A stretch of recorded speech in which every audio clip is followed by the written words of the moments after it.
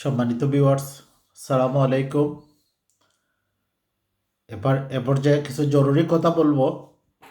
আজকের বৈষম্য বিরোধী ছাত্র আন্দোলনের কর্মসূচি ছিল মার্চ ফর জাস্টিস। তারা হাইকোর্ট অভিমুখে মার্চ করেছিল। হাইকোর্টের তারা একটা রিট পিটিশন দিয়েছিল যে ছাত্রদের মিছিলে গুলি করা যাবে না, তাদেরকে নির্যাতন করা যাবে না, তাদেরকে ডিবি অফিসে আটকে রাখা যাবে না। এই কর্মসূচিকে কেন্দ্র করে তারা হাইকোর্ট অভিমুখে মার্চ করেছে। পুলিশ বিভিন্ন জায়গায় বাধা দিয়েছে।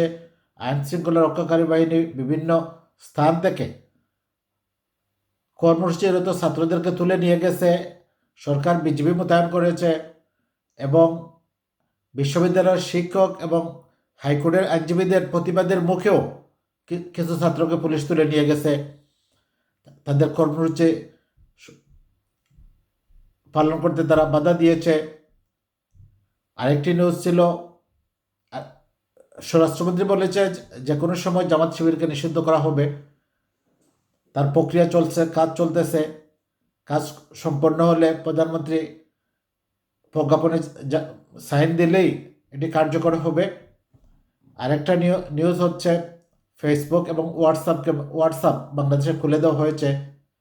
বিশ্লেষকদের মতে সরকার প্রবাসীদের রেমিটেন্স শাটডাউনের বয়ে ফেসবুক এবং হোয়াটসঅ্যাপকে খুলে দিতে বাধ্য হয়েছে। আপনাদের নিশ্চয় জানা আছে, বাংলাদেশের প্রবাসীরা পৃথিবীর বিভিন্ন দেশে ছাত্র আন্দোলনকে সমর্থন দিয়েছে। শুরু থেকেও ছাত্র হত্যার প্রতিবাদ করেছে, মিছিল মিটিং সমাবেশ করেছে মধ্যপ্রাচ্যের কিছু কিছু দেশে। এই জন্য তারা জেল এবং কারাবরণও করেছে। পরে তারা কর্মসূচি দিয়েছিল যে সরকার যদি ইন্টারনেট বন্ধ রাখে এবং ছাত্র হত্যার বিচার না করে, তাদের দাবি মেনে না নেয়, তাহলে তারা কমপ্লিট শাটডাউন দিয়ে দিবে রেমিটেন্সের ক্ষেত্রে। তো আপনারা জানেন আমাদের দেশ রেমিটেন্সের উপর নির্ভর করে। আমাদের অর্থনীতি, আমাদের বাণিজ্য নীতি, আমাদের আমদানি রপ্তানি, আমাদের সব কিছুই অনেকাংশে নির্ভরশীল রেমিটেন্সের উপর। হয়তো সরকার ভয় পেয়ে ভীত হয়ে এই প্রবাসীদের দাবির প্রেক্ষিতে ফেসবুক এবং হোয়াটসঅ্যাপকে খুলে দিয়েছে। এখন দেখা যাক প্রবাসীরা তাদের রেমিটেন্স প্রবাহ কন্টিনিউ করেন কি না, না তারা রেমিটেন্স পাঠানো থেকে বিরত থাকেন, এটা এখন দেখার বিষয়। আরেকটি নিউজ হচ্ছে, ডিবির প্রধান হারুনুর রশিদ, আলোচিত ডিবি প্রধানকে বদলি করে দেওয়া হয়েছে।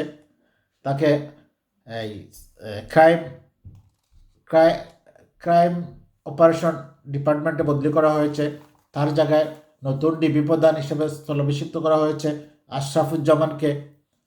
আপনাদের জানা আছে, গত 2-3 দিন থেকে ডিবি প্রধান হারুনের বিষয়ে হাইকোর্ট কথা বলেছে। হাইকোর্ট বলেছে এটা জাতির সাথে তামাশা। লোকজনকে বাসা বাড়ি থেকে ধরে নিয়ে, হসপিটাল থেকে ধরে নিয়ে খাবার টেবিলে বসায় ছবি তুলে ভিডিও করে আবার এটা প্রচার করে, এটা জাতির সাথে মশকরা। আবার 14 দল অভিযোগ করেছে এবং সারা দেশের মানুষ, ছাত্র সমাজ ডিবি হারুনের এই সব কর্মকাণ্ডে, তার অত্যাচারে বিরক্ত।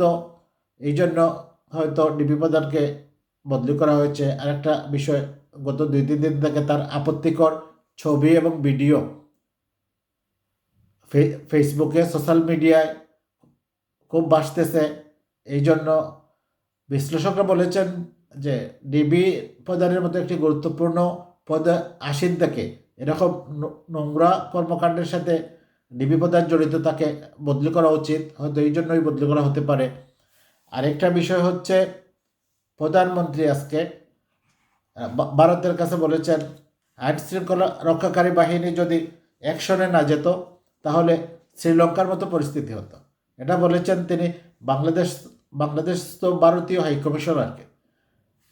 হাইকমিশনারকে এটা বলা মানে হচ্ছে ভারতকে বলা।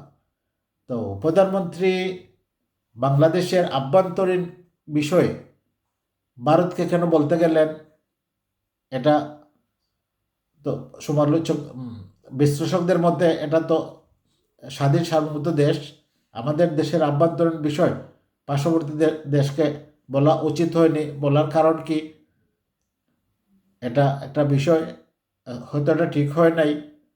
এই ছিল আজকের মতো। সবাই ভালো থাকবেন। আল্লাহ হাফিজ।